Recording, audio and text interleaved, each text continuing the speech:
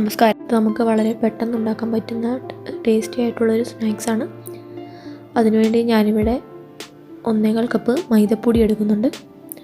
അതിലേക്ക് പൊടിച്ച പഞ്ചസാര 1 കപ്പ് ചേർക്കുന്നുണ്ട്. പിന്നെ ഞാൻ ചേർക്കുന്നത് 2 സ്പൂൺ റവയാണ്. നല്ല ക്രിസ്പിനെസ്സിന് വേണ്ടിയാണ് ഞാനിത് ചേർക്കുന്നത്. പിന്നെ ഞാനിവിടെ 1 ടേബിൾ സ്പൂൺ മിൽക്ക് പൗഡർ കൂടി ചേർക്കുന്നുണ്ട്. അത് ഓപ്ഷണലാണ്, നിങ്ങൾക്ക് വേണമെങ്കിൽ ചേർത്താൽ മതി.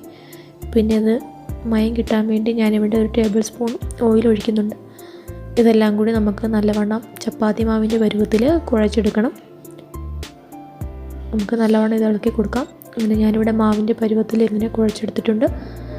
നമുക്കൊരു 10 മിനിറ്റ് റെസ്റ്റ് ചെയ്യാൻ വെക്കണം. 10 മിനിറ്റ് ശേഷം നമുക്കിത് ചെറിയ ഉരുളകളായിട്ട് എടുക്കണം. ഞാൻ ഇതുപോലെ ഒരു ചെറിയ ഉരുള പോലെ എടുത്തിട്ടുണ്ട്.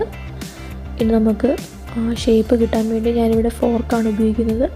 ഫോർക്ക് ഇതുപോലെ തിരിച്ചു പിടിച്ച് നമുക്കതിലേക്ക് മാവ് വെച്ച് ഷേപ്പിനിത് പരത്തിയെടുക്കാം. എന്നിട്ട് നമുക്ക് ഇതുപോലെ ചുറ്റിയെടുക്കണം.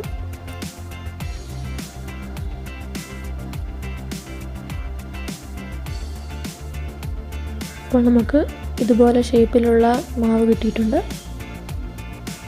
നിങ്ങൾക്ക് ഇഷ്ടമുള്ള രീതിയിൽ ഇത് പരത്തിയെടുക്കാം.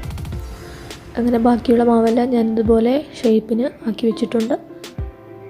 നമുക്കിനി വറുത്തെടുക്കണം. അതിനുവേണ്ടി ഞാനിവിടെ ഓയിൽ ചൂടാക്കിയിട്ടുണ്ട്. അതിലേക്ക് നമുക്ക് ഓരോന്നും ഇട്ട് കൊടുക്കാം. ഇത് നമുക്ക് വളരെ പെട്ടെന്ന് ഉണ്ടാക്കാൻ പറ്റുന്നൊരു സ്നാക്സാണ്. കുട്ടികൾക്കൊക്കെ നല്ലപോലെ ഇഷ്ടപ്പെടുന്ന ടേസ്റ്റി ആയിട്ടുള്ളൊരു സ്നാക്സാണ്. നമുക്ക് ഓരോന്നും ഇട്ട് കൊടുക്കാം. ഇത് ഞാനിവിടെ ലോ ഫ്ലെയിമിലാണ് ഇത് വറുത്തെടുക്കുന്നത്.